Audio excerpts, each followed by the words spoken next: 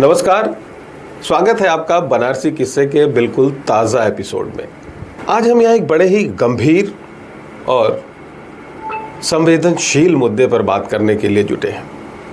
हमारे साथ बैठे हुए हैं इस विषय के मर्मज्ञ पंडित उपेंद्र विनायक सहस्त्रबुद्धे जी। इससे पहले कि मैं इनसे बातचीत का सिलसिला शुरू करूं, मैं आपको ये बताना चाहूँगा कि काशी में झांसी रानी लक्ष्मीबाई के जन्म स्थान को लेकर एक विवाद तो नहीं कर सकता, लेकिन मतभेद जरूर है। कुछ लोगों ने उनका जन्म स्थान 80 पर साबित करके वहां पर उनका स्मारक बनवा दिया सरकार से। काशी की बेटी हैं, स्मारक बनना चाहिए काशी में, मगर क्या 80 ही जन्म स्थान है या उनका जन्म स्थान कहीं और है? इस विषय पर हम सिलसिलेवार बातचीत करेंगे उपेंद्र विनायक सहस्त्रबुद्धे जी के साथ। उपेंद्र जी, हम आपसे सबसे पहले ये जानना चाहेंगे कि क्या मणिकर्णिका, जो जिन्हें बचपन में मन्नू कहा जाता था, वास्तव में 80 घाट पर ही पैदा हुई थी, 80 क्षेत्र में, या उनका जन्मस्थान कहीं और है? देखिए, मणिकर्णिका का जो नामकरण हुआ है वही तीर्थ क्षेत्र के नाम पर हुआ है। वो मणिकर्णिका घाट परिसर में रहती थी। कुछ जगहों पर किसी ब्रह्मनाल के वर्णन आता है, कुछ जगहों पर अब गणेश महल का वर्णन आता है, और कुछ जगहों पर सिद्धिविनायक मंदिर का परिसर आता है। ये तीनों ही परिसर जो है मणिकर्णिका घाट परिसर में आते हैं। अच्छा। और मणिकर्णिका घाट परिसर में जन्म होने के कारण उस तीर्थ के आधार पर उसका नामकरण मणिकर्णिका रखा गया था, जिसे लोग मनुबाई कहते थे। इस बात के आपके पास क्या प्रमाण है? देखिए, मेरे पास प्रमाण का विषय ये है कि आपको सबसे पहले ये जानना होगा कि लक्ष्मीबाई के बारे में सबसे पहली कोई प्रामाणिक पुस्तक अगर लिखी गई तो वो कौन सी थी? वो कौन सी थी? तो सबसे पहले जो प्रामाणिक पुस्तक मानी जाती है, पूरा जीवन चरित्र है, वो है लक्ष्मीबाई रानी साहब का जीवन चरित्र। यह पुस्तक जो है राज बहादुर दत्तात्रेय बलवंत पारसनीस ने लिखी, जो मराठी के तत्कालीन इतिहासकारों में इनकी गिनती थी। इस पुस्तक में इन्होंने जो जन्म तिथि का वर्णन किया है वह है कार्तिक कृष्ण चतुर्दशी संवत 1891, तदनुसार 19 नवंबर 1835। एक चीज, अब जो लोग 80 घाट को जन्म स्थान बताते हैं वो भी इसी पुस्तक के आधार पर बताते हैं। आश्चर्य का विषय है। अच्छा। इस पुस्तक में एक जगह लिखा है कि मोरोपंत तांबे बाजीराव पेशवा की यज्ञशाला में पुरोहित थे और उनको 50 रुपये महीना वेतन मिलता था, और वो चिमाजी के साथ काशी आए। ठीक है। अब जरा सा आपको मोरोपंत तांबे का जीवन इतिहास खोजना होगा। मोरोपंत तांबे का जन्म हुआ 1811 में। 1818 में पेशवा बाजीराव द्वितीय अंग्रेजों से लड़ाई हार चुके थे। इसका मतलब होता है कि 1818 के पहले मोरोपंत तांबे पेशवा बाजीराव की सेवा में 50 रुपए की नौकरी करते थे। तो क्या 7 साल का कोई बालक किसी की यज्ञशाला में पुरोहित हो सकता है क्या? ये तो बड़ा जेन्युइन प्रश्न है आपका। जबकि उपनयन की आयु ही 5 वर्ष से 8 वर्ष मानी गई। ठीक है। तो 2 साल में कोई पुरोहित नहीं हो सकता और कोई सेवादार नहीं हो सकता। ये होता अगर कि उनके पिताजी पुरोहित थे और उनके साथ वो काम करते थे, तो ये परंपरागत ज्ञान का विषय क्षेत्र है। तो इसलिए ऐसा कई बार होता है कि थोड़ा थोड़ा सीखते सीखते लोग संध्या सीखते हैं, लोग अपना जो है रुद्री सीखते हैं, और अपने पिताजी के साथ या अपने आचार्य के साथ, गुरु के साथ रुद्री कराने चले जाते हैं जजमान की। उनको भी 2 पैसा दक्षिणा मिल जाती है। लेकिन यह परंपरा सीखने की है, आचार्यत्व की नहीं है। और यहाँ पर ये वहाँ के पुरोहित कहे जा रहे हैं कि जिसका जन्म 1811 में हुआ हो, वो 1816 या 17 में पेशवा बाजीराव की यज्ञशाला का पुरोहित रहा हो। राव बहादुर दत्तात्रेय बलवंत पारसनीस के द्वारा लिखी गई पुस्तक के 2-3 संदर्भ ऐसे हैं जिसके कारण से विसंगतियां पैदा हुई। अच्छा। सबसे पहली घटना हम ये ले सकते हैं, उन्होंने अपनी इस पुस्तक में लिखा है कि चिमाजी अप्पा के साथ मोरोपंत तांबे जो काशी आए, वो बाजीराव पेशवा द्वितीय की यज्ञशाला में पुरोहित थे। जबकि पेशवा बाजीराव की यज्ञशाला में जो पुरोहित होते अगर, तो सोचने का विषय है जिस व्यक्ति का जन्म 1811 में हुआ होगा, वो क्या 1816, 17, 18 में उनकी यज्ञशाला का पुरोहित हो सकता है क्या? नहीं। क्या 5-6 साल का बच्चा कोई 50 साल का वेतन भोगी पुरोहित हो सकता है क्या? और वो 50 रुपया 1818 और 16 की बात कीजिए आप, आज की बात मत कीजिए। 1816-17 में उस 50 रुपए की कीमत हजारों रुपए के बराबर रही होगी। बिल्कुल बिल्कुल। तो क्या ऐसा व्यक्ति 5 साल का कोई बालक ऐसा हो सकता है क्या जो यज्ञशाला में पुरोहित रहा होगा? यह संभव नहीं। इसका मतलब शिवाजी अप्पा के साथ जो मोरोपंत तांबे आए, वो मोरोपंत तांबे एक अलग व्यक्ति थे लक्ष्मीबाई के पिता से, पिता मोरोपंत तांबे के मुकाबले। ये 2 व्यक्ति हो गए। दूसरा, इन्होंने उल्लेख किया कि लक्ष्मीबाई का जन्म कार्तिक कृष्ण चतुर्दशी संवत 1891, तदनुसार 19 नवंबर 1835 को हुआ। अब ये दोनों संदर्भ अगर एक साथ मिला करके देखे जाए तो अपने आप विसंगति सामने आती है।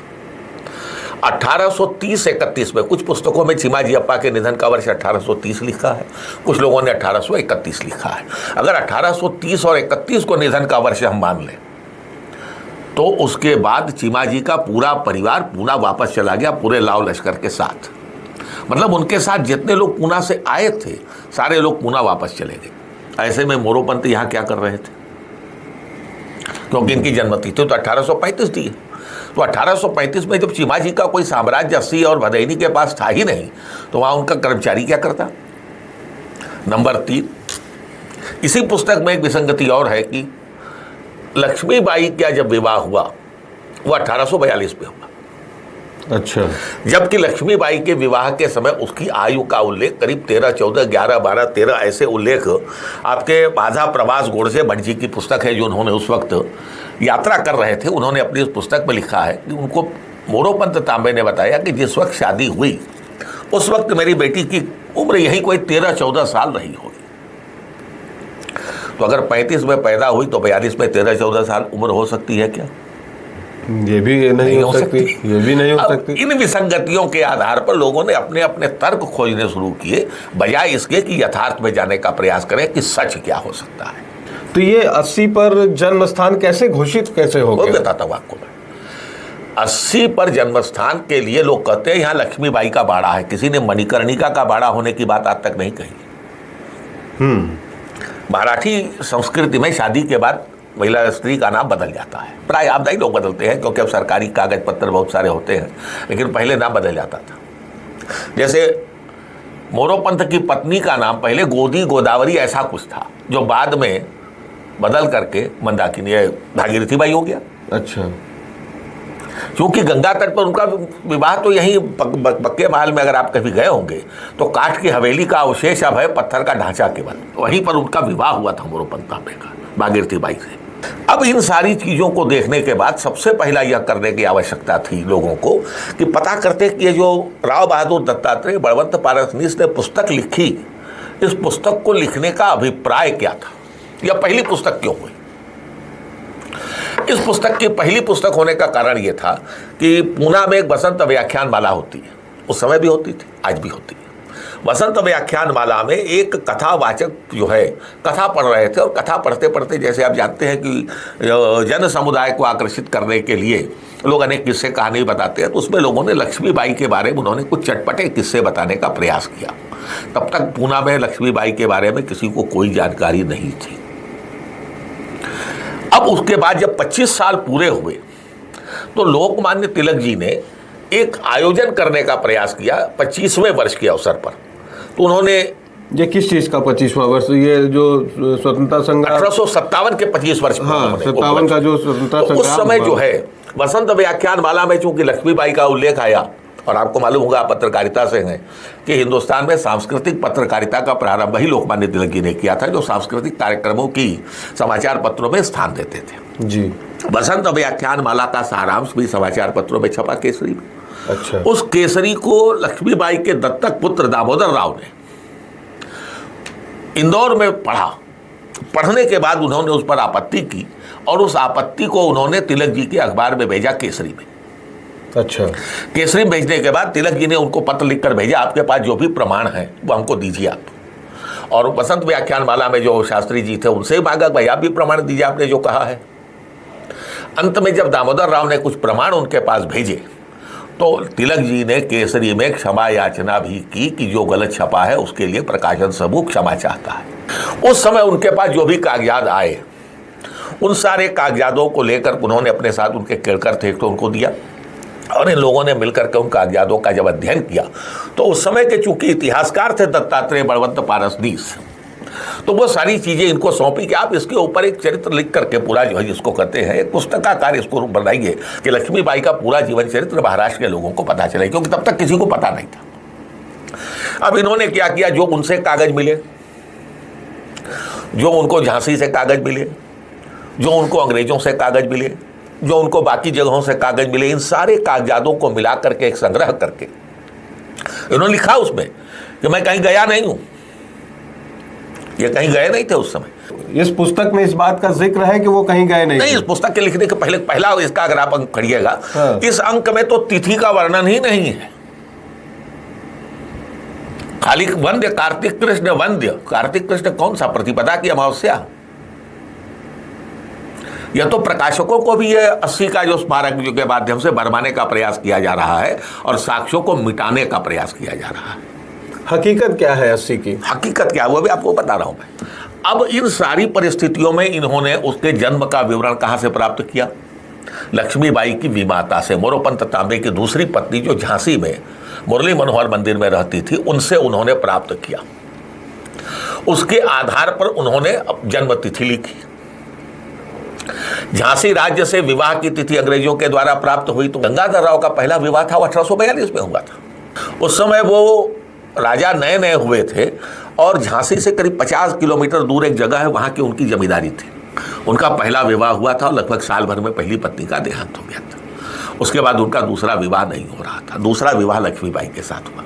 अब इन सारी स्थितियों को देखते हुए जन्म तिथि के बारे में 1835 की प्रमाणित करने का जो कार्य किया, वो देखिए ये कुंडली है। मैंने इस पुस्तक में वो सारा विवरण वृत्तांत दिया है कि उन्होंने कैसे किताब लिखी, कहाँ कहाँ से उन्होंने जो जो जानकारी जुटाई, उन सारी जानकारियों को खुद भी पड़ताल नहीं किया। अगर उन्होंने खुद भी पड़ताल की होती तो उन्होंने 1835 13-14 साल और 1842 1830 इन सारी चीज़ों में अगर तालमेल बैठाया होता दत्तात्रेय बलवंत पारसनीस ने, तो इस पुस्तक में यह विसंगतियां उपस्थित नहीं होती और भ्रम भी नहीं होता कि क्या भ्रम नहीं होता, क्योंकि खुद ही भ्रम उनके सामने आ जाता और भ्रम का निवारण करने की कोशिश करते। लेकिन उनको चूंकि किताब छापनी थी, जिसको कहते हैं जल्दी से जल्दी उनको किताब छापने की रही होगी, जो भी रहा उस वक्त क्या परिस्थिति थी, किताब छापने के पीछे लोगों का क्या आग्रह था। कई बार आपने देखा होगा आग्रह होता है 15 दिन में चाहिए, तो 15 दिन में बहुत सी चीज़ें दिमाग में रहते हुए भी जब लिखना शुरू करता है तो उसकी सुसंगतता में वो लिखा हुआ चीज़ नहीं आती जो दिमाग में होती है। बाद में लगता है अरे यार इसमें यह भी ऐड किया जा सकता था।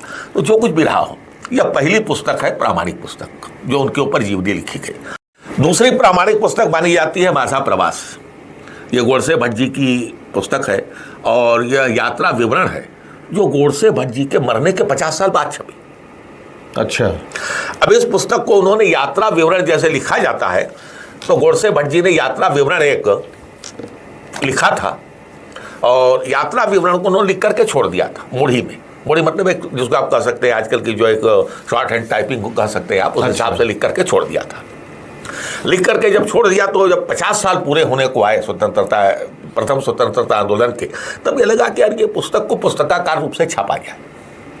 इसकी प्रस्तावना में प्रकाशकों ने स्वयं लिखा है कि इसमें हमने कुछ चीज़ों को बढ़ाया, कुछ चीज़ों को हटाया पुस्तक की सुसंगतता के संदर्भ में। यह इसकी प्रस्तावना में। इसका हिंदी एडिशन बाद में लिखा गया। अमृतलाल नागर ने लिखा आंखों देखा गदर। यह मूलतः इसका हिंदी एडिशन माना जाता है, लेकिन कई जगह अगर आप दोनों को तुलना कीजिएगा तो इसको आप हिंदी एडिशन या ट्रांसलेशन नहीं कह सकते हैं। इसके आधार पर लिखी गई पुस्तक इसको कहा जा सकता है। अब इन सारी पुस्तकों के बाद तीसरा पुस्तक इनकी सबसे पहले छपती है उत्तर भारत में, वृंदावन लाल वर्मा की झांसी की रानी, जो एक उपन्यास है। यह शुद्ध रूप से साहित्य का हिस्सा है, यह इतिहास का हिस्सा नहीं, या इसको ऐतिहासिक साहित्य भी नहीं कहा जा सकता। इसलिए नहीं कहा जा सकता क्योंकि इतिहास की दृष्टि से नहीं लिखा गया, जो उपन्यास की दृष्टि से रानी झांसी के चरित्र को लोगों तक पहुंचाने का प्रयास किया गया कि लोग रानी झांसी के बारे में जाने। लेकिन इसके बाद जो एक पुस्तक लिखी गई, महाश्वेता देवी ने लिखी, वो बड़ी मेहनत करके उन्होंने पुस्तक लिखी, इसमें कोई दो राय नहीं। महाश्वेता देवी ने झांसी की रानी के ऊपर एक पुस्तक लिखी, झांसी की रानी। इसके ऊपर उनको पुरस्कार भी मिल चुका है। इस पुस्तक को लिखने के लिए उन्होंने झांसी, दतिया, ग्वालियर आसपास के इलाकों में भी खूब भ्रमण किया। भ्रमण करने के बाद बहुत सी चीज़ें उन्होंने वहाँ से इकट्ठा की। इकट्ठा करने के बाद उन्होंने लिखा, लेकिन जन्मतिथि और जन्मस्थान के विषय में इसमें भी कोई उल्लेख नहीं किया गया है। अब प्रश्न उठता है जो आपने कहा कैसे माना जाए।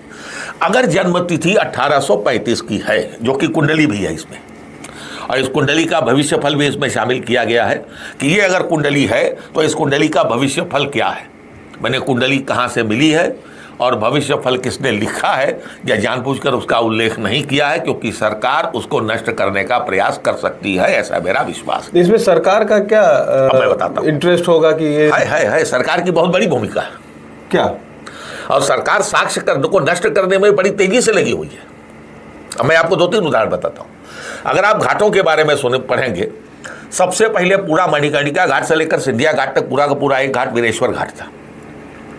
कितने साल पहले तक? 1800 में, 1700-1800। ठीक है। घाटों का इतिहास जो पहली पुस्तक छपी उस पर इसके बारे में घाटों के इतिहास मेरे पास है, इसका संदर्भ मैंने इसमें दिया भी है। वीरेश्वर घाट था, उसके बगल में अग्निश्वर घाट था। ये जो भोसला मंदिर और ये 2 सारे मंदिर बने हैं, 2-3 जो घाट बने हैं, भोसला घाट वगैरह ये सारे, वो सब अग्निश्वर घाट में आते थे। अच्छा। उस समय 28 से 38 घाटों के नाम थे कुल बनारस में। अब इन घाटों का 3 हिस्सों में जब बाजीराव पेशवा ने 1830 में इसका पुनर्निर्माण कराने का प्रयास किया तो मणिकर्णिका घाट के पुनर्निर्माण के लिए ये सारे घाटों का पुनर्निर्माण एक साथ करा पाना संभव नहीं था आर्थिक कारणों से। तब इन्होंने इस घाट को 3 हिस्सों में विभाजित किया। एक हिस्सा सिंधिया जी ने कहा कि हम इसका घाट का निर्माण करवा देंगे, तो सिंधिया घाट हो गया। एक हिस्सा मणिकर्णिका घाट का, उस वक्त इनके पास जो धन था सदाशिव नाइक ने उसका निर्माण करा दिया मणिकर्णिका घाट का। बीच का हिस्सा खाली रह गया। बीच का हिस्सा एक मार्ग था, एक तरीके से आप भी गए होंगे उस रास्ते से, तो उसमें नहाने की बहुत अधिक सुविधाएं नहीं थी। जब अहिल्याबाई ने अपने पितरों का 1800 कुछ में संस्कार कर यहाँ पर श्राद्ध कर्म वगैरह संपन्न कराया, पाया कि घाट पर नहाने के बाद महिलाओं के लिए स्नान घाट नहीं है। तब उन्होंने मणिकर्णिका घाट पर ही एक स्नान घाट बनवाया, जो पीछे की तरफ जो अभी तोड़ दिया गया। हाँ, अभी फिलहाल तो वो वजूद में नहीं है। और उस स्नान घाट के आगे से लेकर के जो दत्त मंदिर जहां बना हुआ है, जहां से सिंधिया घाट की सीमा प्रारंभ होती है, वहां तक के घाट की मरम्मत करा करके उन्होंने उसका नामकरण बाजीराव घाट किया। इसीलिए बनारस में लोगों के वैयक्तिक नाम से घाटों का जब जिक्र आता है तो सबसे पहला घाट अहिल्याबाई होलकर का घाट आता है, उसके बाद इस घाट का नाम आना चाहिए जिसके बारे में कहीं कोई चर्चा नहीं, लेकिन बाजीराव घाट वहां लिखा हुआ था, कई जगह उसके वर्णन है। आप वाराणसी वैभव में उन्होंने बाजीराव घाट का फोटो भी छापा है। अच्छा। कुबेरनाथ शुक्ल ने, उसका वर्णन भी है। और अभी तक की छोड़िए, मैंने तो लिखा है, यहाँ तक छोड़ दिए, 2022 की किताब छपी है, इस किताब में भी बाजीराव घाट का वर्णन है। ये उसी संगठन के द्वारा छापी गई है जिस संगठन ने वहाँ पर प्रतिमा बनवाई है, स्मारक बनवाया है, अगुवाई की थी। अब आप पूछेंगे कैसे अगुवाई की, तो सबसे पहले नारायण मिश्रा ने नगर पालिका में एक प्रस्ताव रखा था जिसका बाले शंकर तिवारी बाले गुरु ने समर्थन किया। भाई लक्ष्मीबाई दशाश्वमेध के सभासद थे जी, बाला गुरु नहीं, तो उधर के थे, 1 नंबर वार्ड नंबर 1 के थे। हाँ, वो दशाश्वमेध का ही क्षेत्र था। और नारायण मिश्रा 80 के थे, तो 80 का विषय था। नारायण मिश्रा ने इसका प्रस्ताव रखा, बाले शंकर तिवारी ने समर्थन किया होगा, और फिर यह अविवादित व्यक्तित्व था, सबने आंख मूंद कर समर्थन कर दिया, हाँ भाई ठीक है, इनका स्मारक बनना चाहिए, अगर ये जन्म स्थान है तो जन्म स्थान स्मारक बनना चाहिए। अगर जुड़ा रहा उसके साथ, अगर ये जन्म स्थान है तो बनना चाहिए। लोगों के दिमाग में अगर शब्द हट गया, प्रस्ताव पास होते समय अगर तो आता नहीं, प्रस्ताव पास हो गया कि जन्म स्थान है, इसको बना दिया जाए। उसका नगर निगम बना, उसमें भी प्रस्ताव पास हो गया। तो वो 80 वाले जगह को अभी शुरू में जब हम लोग बात कर रहे थे तो आपने एक बात बड़ी मार्के की कही कि वो लक्ष्मीबाई का बाड़ा कहा जाता है, न कि मन्नू का बाड़ा या मणिकर्णिका का बाड़ा। इस बात को आप थोड़ा स्पष्ट कीजिए। देखिए, जब झांसी की रानी का विवाह हुआ और उनको संतान की प्राप्ति नहीं हुई, चिकित्सकीय साधन उपयोग में नहीं आए, तब अंत में जाता है आदमी ज्योतिष के पास। आज भी आदमी अस्पताल में रहता है, बीमार रहता है, जब डॉक्टर जवाब दे देता है तब आप ज्योतिष के पास जाते हैं कि कुंडली देख कर बताइए क्या उपाय किया जाए। ये लोग भी गए होंगे, जाहिर सी बात है, राजा थे झांसी की, उनको लोगों ने बताया कि आप पितरों का श्राद्ध कीजिए, अगर त्रिस्थली श्राद्ध अगर आप कर देते हैं तो आपको संतान की प्राप्ति हो जाएगी। ये प्रयाग और गया होते हुए काशी पहुंचे। काशी में यहाँ जहाँ पर वो रुके थे, वहाँ पर जहाँ पर लक्ष्मीबाई रुकी होंगी, जाहिर है वहाँ पर उसको लक्ष्मीबाई का बाड़ा लोगों ने कहा होगा, क्योंकि 1-2 दिन का काम तो था नहीं, 15 रुके थे। उस समय नाव से पंचगंगा घाट, ब्रह्मा घाट और दुर्गा घाट, इन सारे घाटों से नाव से पंडित जी लोग वहाँ जाते थे पूजा का दान दक्षिणा लेने, सर जो है 80 घाट तक। तीसरी चीज, 80 घाट पर कोई आबादी ही नहीं थी। ये जो तुलसी घाट का निर्माण तो खुद चीमा जी ने कराया है, जो अपने रहने के लिए उन्होंने जगह बनाई। ये चीमा जी अप्पा का कालखंड क्या रहा है? चीमा जी अप्पा का कालखंड 1819 से लेकर 1830 तक का रहा। उस समय तुलसी घाट और ये भदैनी घाट, ये वो सारी चीजें तुलसी घाट उन्होंने ही बनवाया। अच्छा, ऐसा वर्णन आता है। बाद में आता है तुलसी घाट लोगों ने खरीद लिया, बेच दिया। अब किसने बेचा, किसने खरीदा, यह भी एक विवाद का विषय है। वो खरीद बिक्री तो अनंत काल से चली आई है, अनंत काल तक चलती रहेगी, वो विषय अलग रहेगा।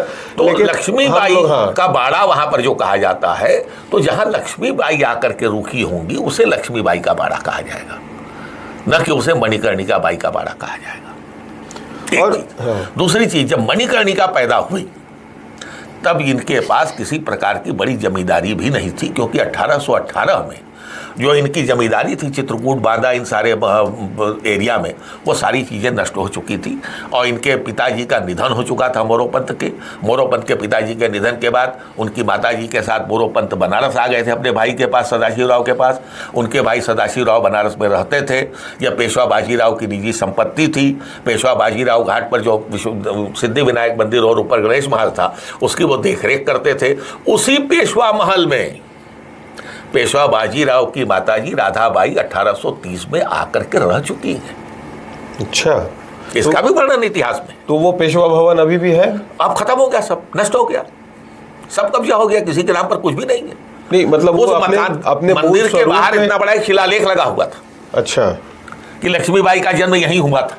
यह शिलालेख कितने वर्षों पहले तक लगा हुआ था? अरे वो 2 साल तक मैंने देखा है करीब, उसका शिलालेख गायब हो गया। नहीं, ये कितने साल पहले गायब हुआ ये शिलालेख? हुआ ये 7-8 साल पहले। 7-8 साल पहले, 8-10 साल पहले। तो उसके पहले बाजीराव घाट भी यही 7-8 साल पहले। बाजीराव घाट को तो नष्ट सुनियोजित तरीके से किया गया। दत्त मंदिर वालों ने पूरे घाट को कब्जा किया, बांस बल्ली खपच्ची बांध करके, बोरा लगा करके, ये घाट हमारा है दत्त मंदिर के नाम पर।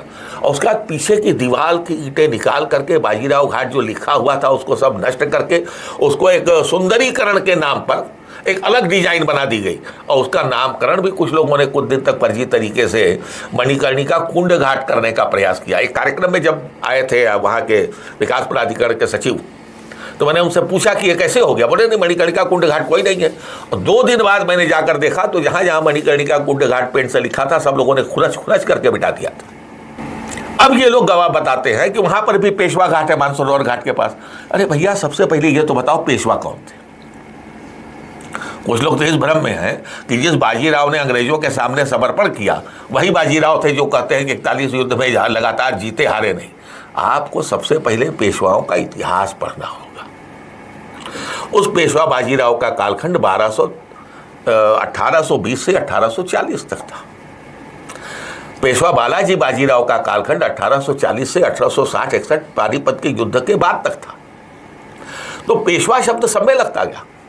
उसके बाद जो उनके भाई पेशवा बने अपने आप को अंग्रेजों के द्वारा, उनका भी कार्यकाल था। उन्हीं का यहाँ पर दत्त गणेश मंदिर भी बना हुआ है, जो बाजीराव के, बालाजी बाजीराव के मतलब दत्तक पुत्र है। और बालाजी बाजीराव के दत्तक पुत्र, बाजीराव के नहीं, बालाजी बाजीराव के भाई हैं। अच्छा, रघुनाथ राव पेशवा। और उन्होंने जो उनके सौतेले भाई या दत्तक पुत्र भाई थे अमृतराव पेशवा। ये अमृतराव पेशवा का बनवाया हुआ अमृत विनायक मंदिर है, जो गणेश मंदिर आपका आप देखते हैं, आप जो मूंगा गणेश मंदिर जिसको कहा जाता है, ये अभी उसके ऊपर बीच में पेशवा घाट लिखा हुआ था। अगर कभी किसी ने ध्यान दिया होगा तो कुछ दिन तक वो गणेश घाट भी लिखा रहता है, पेशवा घाट भी लिखा था। वो गणेश घाट मूंगा गणेश के नाम से वो घाट विख्यात है, मूंगा गणेश के नाम से वो मंदिर विख्यात है। वो भी पेशवाओं का मंदिर है, जहाँ पर उनके द्वारा लोग नियोजित रहे और काम कर रहे थे। वो सब तो सुरक्षित रह गया किसी न किसी कारण से, वरना 1818 के बाद और 1857 के बीच में सारी पेशवाई की संपत्ति जो है या तो लोगों ने इंक्रोच कर ली या तो शासन सत्ता ने मिटा दी।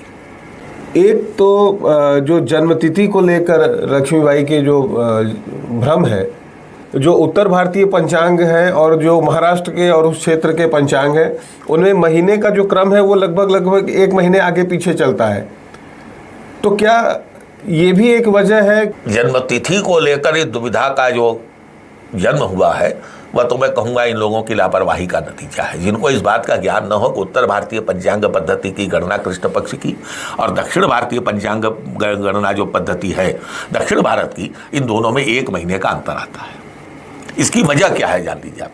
यहाँ पर होली के बाद दूसरे दिन से संवत बदल गया, मान लेते हैं संवत दूसरे दिन से चैत्र कृष्ण प्रतिपदा आ जाता है, लेकिन महाराष्ट्र या दक्षिण भारत के पंचांगों में फाल्गुन कृष्ण आता है। मतलब पिछले साल का महीना कृष्ण पक्ष का चल रहा। अब जैसे अभी भी देखिए अधिक मास है इस वर्ष, अधिक मास का एक पक्ष पहले चला गया, शुद्ध पक्ष, ज्येष्ठ का शुद्ध कृष्ण पक्ष चला गया, अब ये आ गया आपका अधिक मास चल रहा है, और इसके बाद शुद्ध पक्ष ज्येष्ठ मास का आएगा, शुद्ध ज्येष्ठ, उसके बाद ज्येष्ठ मास आएगा। तो यह जो चीजें है कि यहाँ पर कृष्ण पक्ष से शुरुआत होती है और वहां पर शुक्ल पक्ष से शुरुआत होती है। लेकिन आज भी उत्तर भारत में भी साल का पहला दिन दक्षिण भारतीय गणना पद्धति से ही बनाया जाता है। आप वर्ष प्रतिपदा कब बनाते हैं? राम नवरात्र के पहले दिन, चैत्र शुक्ल प्रतिपदा को। जब चैत्र शुक्ल प्रतिपदा को वर्ष प्रतिपदा के रूप में बनाते हैं, मैंने साल के पहले दिन के रूप में मनाते हैं, तो जाहिर सी बात है कि कृष्ण पक्ष की जो गणना का दोष है, इस गणना के कारण वहाँ की जो कार्तिक कृष्ण चतुर्दशी थी, यहाँ पर आकर के वो मार्गशीर्ष कृष्ण चतुर्दशी हो जाती कृष्ण पक्ष होने के कारण। इसका लोगों ने अध्ययन नहीं किया और आनंद फानंद में केवल मनाना शुरू कर दिया कि वहाँ से आया है कार्तिक कृष्ण चतुर्दशी, तो कार्तिक कृष्ण चतुर्दशी। तो यहाँ पर इसलिए 1 महीना पहले मनाने की परंपरा लोगों ने डाल दी, जो गलत परंपरा। किसी का जन्मदिन 1 महीने पहले कोई नहीं मनाता है। अभी पिछले वर्ष एक कार्यक्रम में मैंने इस बात को स्पष्ट किया था कि क्या उस कार्यक्रम को मनाने वाली महिलाएं इस बात को मानेंगे कि उनके घर में होने वाली जो गर्भ धारण की हुई महिलाएं हैं 8वें महीने ही गर्भ से मुक्त हो जाए? सब महिलाएं कहने ऐसा नहीं हो सकता। यही जवाब 1 महीना पहले किसी का जन्मदिन नहीं मना सकते। आज भी जन्मदिन अगर सुविधा की दृष्टि से मनाया जाता है तो रविवार देख करके, छुट्टी का दिन देख करके 1 दिन 2 दिन बाद मनाया जाता है, लेकिन कोई 2 दिन 4 दिन पहले जन्मदिन नहीं मनाता है। और यह तिथि से जब मनाने की परंपरा है, क्योंकि लोगों ने कहा कि तिथि की बात बकवास है, तो जो लोग कहते हैं तिथि की बात बकवास है, मैं तो उनसे निवेदन करूंगा कि अपने पिताजी का श्राद्ध भी बिना तिथि की अंग्रेजी तारीख से करके हमको दिखाते तो मान जाएंगे कि तिथि की बात बकवास। बात तो सही भाई, जो चीज तिथि से निर्धारित है, जैसे जो लोग 19 नवंबर को मना रहे हैं, उनसे किसी प्रकार का कोई विवाद नहीं, क्योंकि भाई आप अंग्रेजी परंपरा से मना रहे हैं, आपने 19 तारीख पकड़ ली है। लेकिन अगर तिथि है तो सही तिथि तो उत्तर भारत में मार्गशीर्ष कृष्ण चतुर्दशी है, और लोग आज मान भी रहे हैं, जान भी गए हैं। ऐसा नहीं है कि उस पक्ष के लोगों को यह नहीं ज्ञात है, सबको ज्ञात है कि हम लोग की तिथि गलत है और यह जन्मस्थान भी गलत है। उसके बाद भी एक अड़ियलपना है, और उस अड़ियलपना के पीछे इनका अपना वो भूमिका है। जैसे मैंने आपसे कहा ना, इन लोगों ने जो प्रस्ताव नगर निगम से पास किया, तो जिलाधिकारी ने भी, जिलाधिकारी क्या लेना देना है, उसके सामने प्रस्ताव गया, उन्होंने मान लिया हाँ लगता है यही जन्मस्थान है, यही उनकी वर्डिंग है, लिखा हुआ जो है। अच्छा, लगता है यही जन्मस्थान है, जो दस्तावेज है उन पर ये लिखा हुआ जी है जी जी कि लगता है कि ये जन्मस्थान है नहीं, जन्मस्थान है नहीं, किसी ने जन्मस्थान की क्वेरी नहीं की। हाँ, दूसरी चीज, ये लोग झूठ बोलते हैं कि पुरातत्व विभाग ने इसकी पड़ताल की। पुरातत्व विभाग ने कोई पड़ताल नहीं की। मैंने आरटीआई लगाकर पुरातत्व विभाग से पूछा था, पुरातत्व विभाग ने कहा लक्ष्मीबाई कथित जन्मस्थान से हमारा कोई लेना देना नहीं। हमारे पास वो आरटीआई का जवाब है। यानी एक ऐतिहासिक सत्य को अपने हिसाब से, जबरदस्ती अपने हिसाब से तोड़ने मरोड़ने, और उसका मन में आ गया कि ये जन्मस्थान है और जन्मस्थान के लिए शासन प्रशासन का सहयोग मिल गया। आम जनता को देखिए, लक्ष्मीबाई के प्रति एक श्रद्धा है, सम्मान है।